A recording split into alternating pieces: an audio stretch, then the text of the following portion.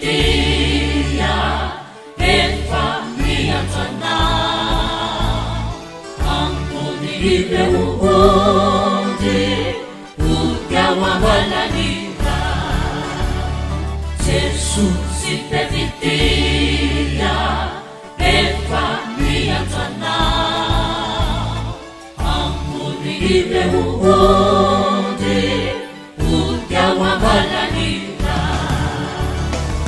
utandemoni tenana simifauta narana wapamutenani tenana simizanyenuana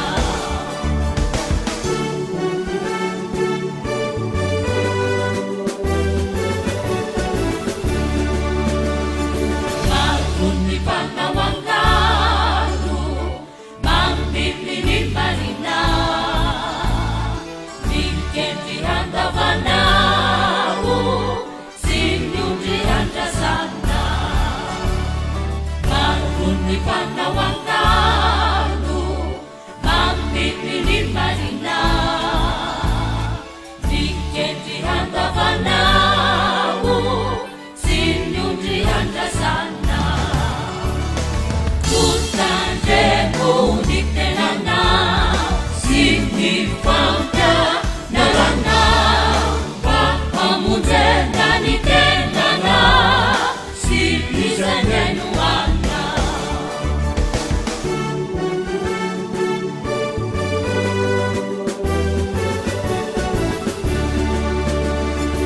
Iunenatara zamyuva tanumi finuana Turina zofa Jesusi luani panamutra Natara zamyuva tanumi finuana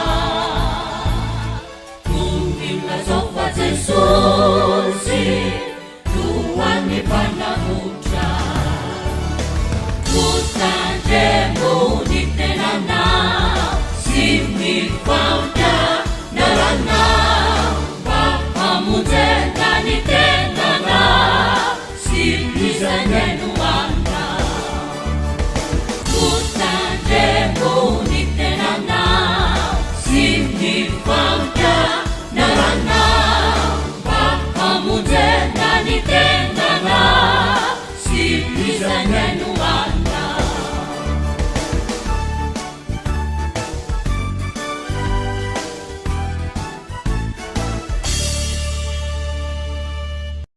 ivavaka isika dia mbola misotranao zay ry Jesosy tompona eo fa nahazo izao fotoana aminay izao ahafahana indray mandre ny teninao dia ampahirato ary ny masonay ahitanay ny zava-magaga eo ny asanao ka tahaka ilay jamba nositranao anie izahay tsy mahalala ninninona fa tsy mifamonjena zay nataonao fa tsy herikerika foana amin'izay fanelingelena nataony devoly amin'ny anaranao narandra zavavaka izany amen ry sekoly lalady malala ho amina rehetra ny fahasoavana sy ny fiadanana fa amin'Andriamanitra antsika sy Jesosy Kristy tompo ny soratra masina zay voalahatra torina amin'izao alahady fa 12 manaraka ny trinité izao dia araka izay voasoratra ao amin'ny filazantsarany Jaona toko fasivy andiny fa 420 hatramin'ny andiny fa 7 Jaona toko fasivy andiny fa 420 hatramin'ny andiny fa 7 zao no fivakany teny amin'ny anaran'i Jesosy dia niantso ilay jamba teo aloha indray izy ka nanao taminy hoe mevoninahitra Andriamanitra izahay malala fa mpanota izany lehilahy izany fa izy namaly hoe tsy fantatro na mpanota izy na tsy zavatra ray aloha ihany fantatro jamba teo aloha fa mahiratra ao zao eo izy taminy inona ny tany nataony taminao nanahoana ngeny nampahiratany masinao dia namaly azy hoe izy efa voalazako taminareo raha teo fa tsy niaino ianareo nahoana ny teny indray ianareo mo teo mpianany koa va ianareo dia nanevateva azy izy ka nanao hoe iala mpianany fa zay mpianatro Mosesy zahay malala fa Mosesy ny tenin'Andriamanitra fa ny amin'izany lehilahy zany de tsy fantatra izay naviany raha lehilahy namaly azy hoe mba mahagaga tokoa lahy zany fa tsy fantatrareo zay niaviany nefa nampahiratra masoko izy fantatsika fa Andriamanitra tsy mihain'ny mpanota fa zay mivavaka aminy sy manao sitrapony no enono atrayzay de tsy mbola rehefa nisy nampahiratra ny mason'izay teraka jamba raha tsy avy amin'Andriamanitra izany lehilahy izany de tsy mahefa na inona izy ary namaly ireo ka nanao taminy hoe tena teraka tamin'io telahy ka ialahandray ve ny mampianatra anay de noroany izy. Jesosy nandrefa efa noroany raha lehilahy ary rehefa nahita azy izy de nany hoe mino zanak'Andriamanitra va ianao? Raha lehilahy namaly hoe izy amono izy tompoko mba inoko azy? Hoy Jesosy taminy efa nahita azy ianao sady izay miresaka aminao zao no izy ary hoy izy tompoko mino aho dia ny ankohaka teo anatrehany izy. Amen.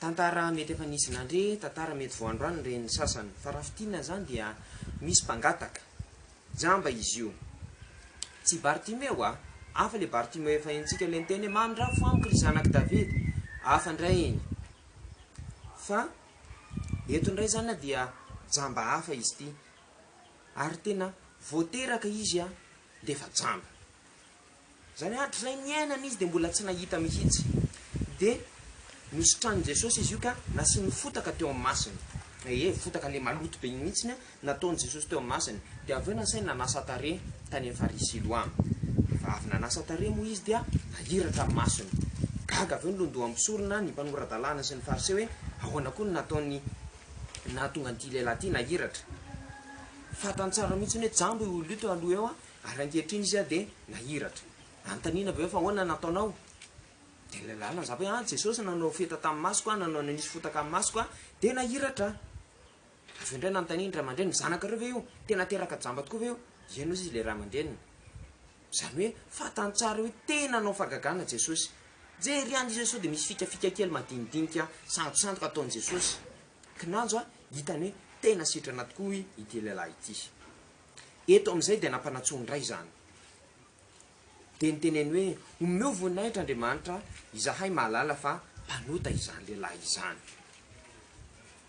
Asa raha tadiditsika tamin'ny tapabolana androany ny teny zentoriany tamintsika de nilaza hoe am'ireo mpianatra Jesosy de nisy devoly anankiray tadiditsika tsara iny Jodasy io zany hoe na de olona miaraka amin'ny Jesosy zao aza de ahitana olona tena ratsy ary nitoroteny tamin'ny heriny koa raha tadidinareo de nilaza ny faharatsiny reto mpanoradalàna sy Fariseo reto ao le te ireare fotsiny hoe zay mpampianatra ao ndray ireo te hiavaka amin'ny maro te azo toerana tsara foana ary ao moa reo lasainy Jesosy hoe miteny izy hoe zao ny atao kanefa tsy manarakarak'izay akoriny nefa de izy ireo mitondra fivavahana de hitatsika eto miariary eto zany toetrany izany ozy izy hoe omeo voninahitra izahay mahalala fa mpanota izany lehilahy izany mantsany Jesosy zany zany hoe manaiky izy hoe tena sitrana tokoa ity jamba ity de asainy manome voninahitra an'Andriamanitra kanefa izy tsy manaiky hoe Jesosy de tena mpamonjy de izy hoe mpanota zany lehilahy zany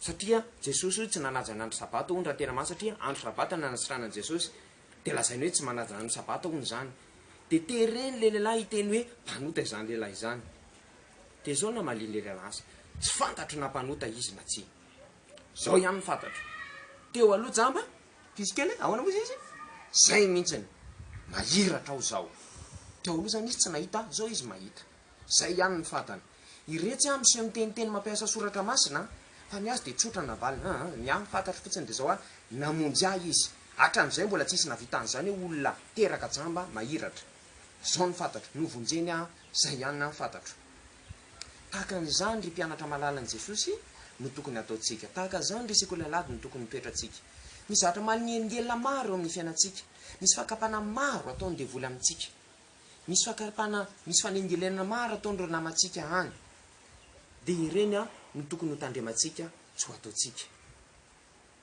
azafady tsy hoe ho tandrematsika tsy fa ho tandrematsika tsy azo atsika satria nahoana ireny zavatra ireny dia manakana atsika tsy ino an Jesosy noho izany manaova tahaka ity jamba ity hoe zavatra ray ihany ny fantatro jamba aho teo aloha mahiratra ao zao anjao mety misy namatsika miteny hoe tsy izy io ianareo mivavaka lavy io fa sabotsy no izy ao koa no miteny hoe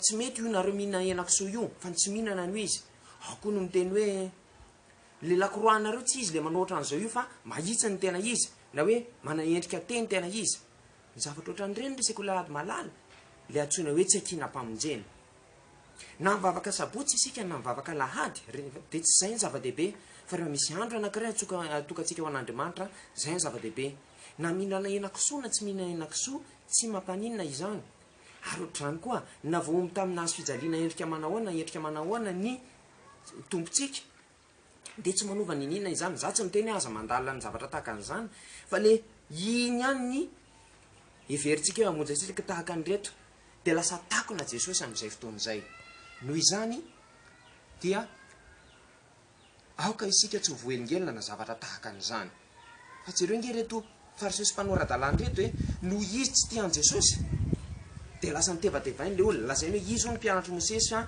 Jesosy tsy fatany akory nefa izy mpampianatra soratra masina tamin'izany de avy eo moa nanapatra amin'ny fanefana izy de ndroany le lehilahy miseho azo ho ambony izy hoe zay ny tena tompony fivavahana eto io zany mandeha zay mahalala ny soratra masina zay mpianatra Mosesy zay le manavakavaka ny tenany araka ny tenentsika tamin'ny heriny vokatray tsy afaka ny fanerasera tamin'i Jesosy fa le jamba jereo ny zavatra tenenina avy eo rehefa nahitan'i Jesosy izy de afaka ny tenen'i Jesosy hoe nino ve ianao de afaka nahitan'i Jesosy izy fahasoavan'i Jesosy tompo mba fitiavan'Andriamanitra ray ary ny firaisana sy fiombonana amin'ny fanahy masina amintsika rehetra ny hatram'izao ka ho mandrakizay amen mivavaka isika isatroatranao indray izay ry Jesosy efa nahazo izany teny izany de ampio tokoa ary izay tsy voengelina ny zavatra rehetra izay apetraka ny devoly fa nome voninahitra anao mandrakariva ary hitady ianao amin'ny anaran'i Jesosy nanao fazafavoka izany amen.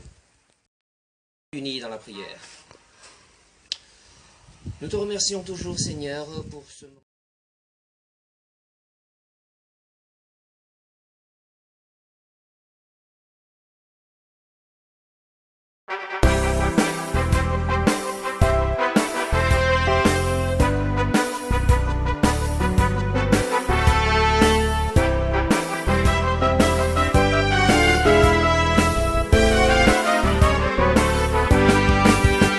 Minganao ni asa tsara ni fidanana tsika ety tenito risana mara ni filaza tsara ni Kristi fa asany tao aminy Kristi sika mapanao ni asa tsara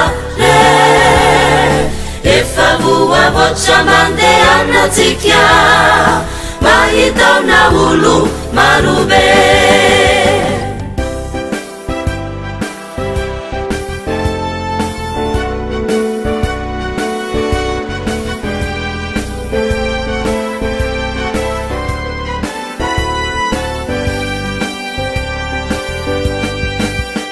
Jesosy lay tiantsika no maniraka anaoko majereo ty firenena fa mahantra mila famonjy fa asany tao aminy Kristi sika mampanao ny asa tsara efa voavoatra mandeha anatsika mahitaona olo marobe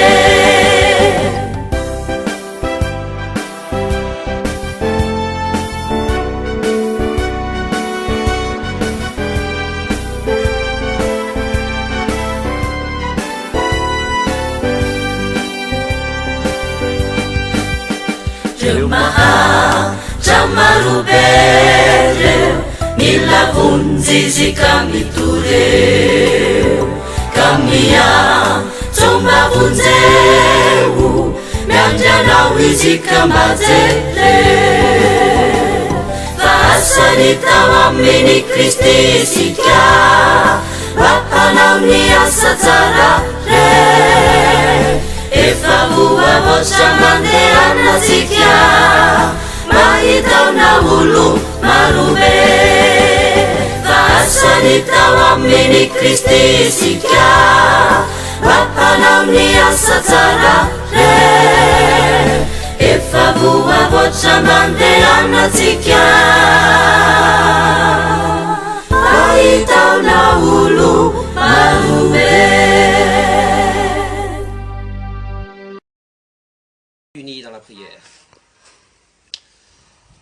remercions toujours, Seigneur, pour ce moment que tu nous donnes afin que nous écoutions ta parole. Aide-nous à connaître ta parole. Aide-nous à ne pas y rester aveugles devant ta parole, mais à connaître ta volonté. Au nom de Jésus-Christ. Amen. La parole de Dieu, l'écriture sainte qui nous sera donnée en ce 12e dimanche après la Trinité, est écrite dans l'évangile de Jean. Jean chapitre 9, verset 24 au verset 38. Jean chapitre 9, verset 24 au verset 38. Voilà ce qui est écrit, au nom de Jésus-Christ. Les pharisiens appelèrent une seconde fois l'homme qui avait été aveugle et lui dirent, « Dis la vérité devant Dieu, nous savions que cet homme est un pécheur. » Il répondit, « Je ne sais pas s'il est un pécheur ou non, mais je sais une chose, j'étais aveugle et maintenant je vois. » Ils lui demandèrent, « Que t'a-t-il fait? Comment t'a-t-il ouvert les yeux? » « Je vous l'ai déjà dit, répondit-il, mais vous ne m'avez pas écouté. Pourquoi voulez-vous me l'entendre dire encore une fois? Peut-être désirez-vous vous aussi devenir ses disciples. » Ils l'injurièrent et dirent, « Toi, tu es disciple de cet homme. Nous sommes disciples de Moïse. Nous savons que Dieu a parlé à Moïse, mais lui, nous ne savons même pas d'où il vient. » L'homme leur répondit, « Voilà bien ce qui est étonnant. Vous ne savez pas d'où il vient, et pourtant, il m'a ouvert les yeux. Nous savons que Dieu n'écoute pas les pécheurs, mais qu'il écoute l'homme qui le respecte et obéit à sa volonté. On n'a jamais entendu dire que quelqu'un ait ouvert les yeux d'une personne née aveugle. Si cet homme ne venait pas de Dieu, il ne pourrait rien faire. » Ils lui répondirent, « Tu es tout entier dans le péché, depuis ta naissance, et tu veux nous faire la leçon ?» Et ils le chachèrent de la synagogue. Jésus apprit qu'il l'avait chassé. Il le rencontra et lui dit, « Crois-tu au Fils de l'homme ?» « Dis-moi qui c'est, maître, répondit l'homme, pour que je puisse croire en lui. » Jésus lui dit, « Tu le vois, c'est lui qui te parle maintenant. »« Je crois, Seigneur, dit l'homme. » Et il se mit à genoux devant Jésus. Amen. Bien le bonjour à vous, membres de l'école de dimanche, et que la grâce et la paix du Seigneur Jésus-Christ, Dieu notre Père, soient avec vous. Amen. Certains d'entre vous ont peut-être déjà entendu cette histoire-là, peut-être pas. Mais si on résume un peu l'histoire, il y avait un homme qui était aveugle de naissance. C'est-à-dire depuis qu'il était né, pendant toute sa vie, il n'a rien vu du tout. Toujours le noir.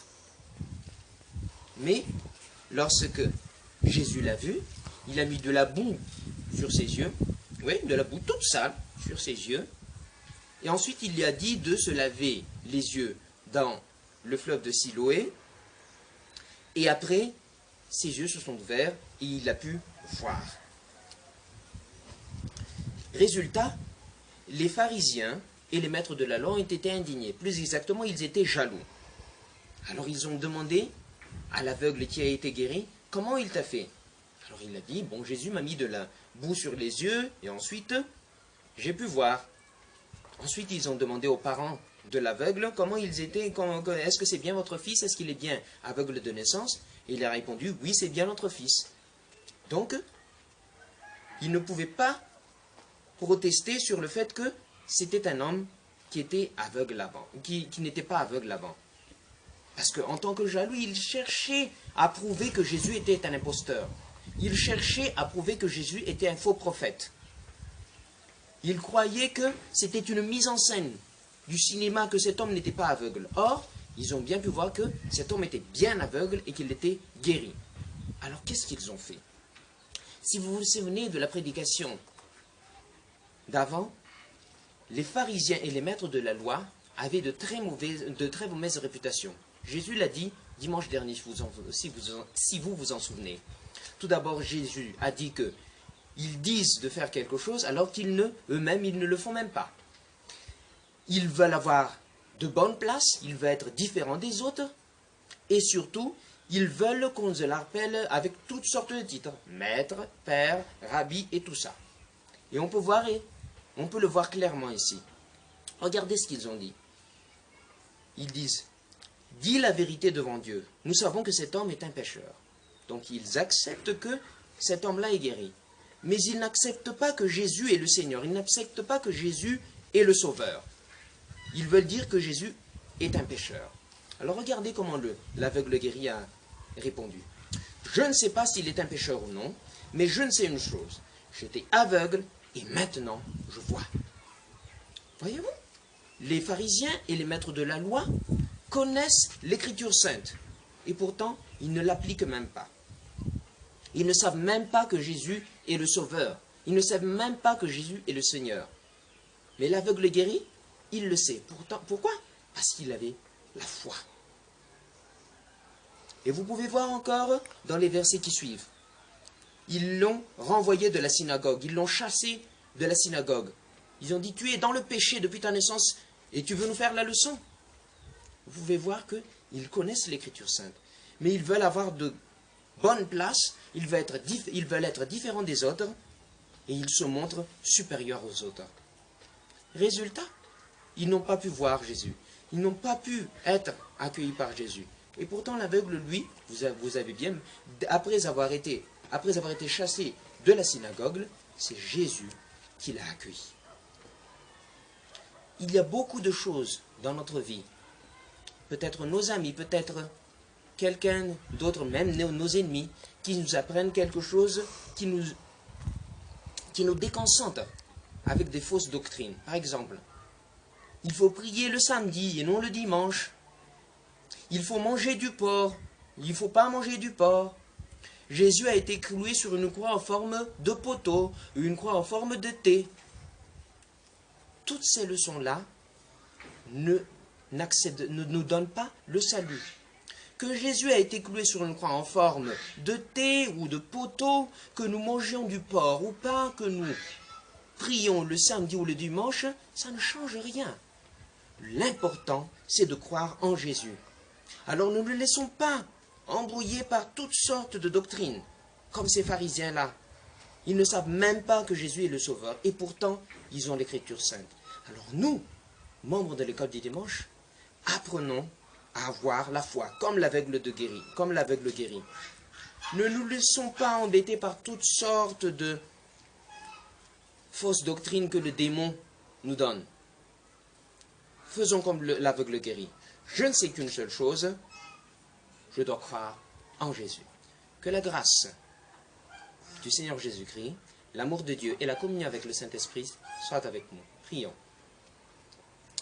Seigneur, dans ce monde plein de problèmes, plein d'obstacles, nous avons besoin de ton aide. Car le démon fait tout pour nous éloigner de toi. Le démon fait tout pour que nous n'ayons pas le salut. Nous savons que nous avons le Saint-Esprit, qui nous guide tous les jours dans nos pas, qui nous montre la voie à suivre. Faites que le Saint-Esprit nous donne la foi pour que nous croyions en toi et en toi seul. En ton nom, Seigneur, nous faisons cette prière. Amen.